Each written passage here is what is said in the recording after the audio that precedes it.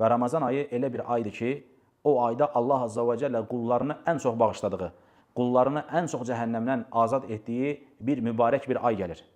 İlk öncə biz Allahdan istəyirik ki, Allah Azza və Cəllə bizi o Ramazan ayına yetişdirsin. Və sonra Allahdan ən böyük istəyimiz nədir? Allahın bizə mərhəmət etməsi. İndi biz baxacağıq ki, biz Allaha nə qədər dua edirik. Yəni, dua eləmək nə deməkdir? Yəni, ya Rabbi, mən başa düşmüşəm ki, səndən başqası mənim günahlarımı bağışlaya bilməz.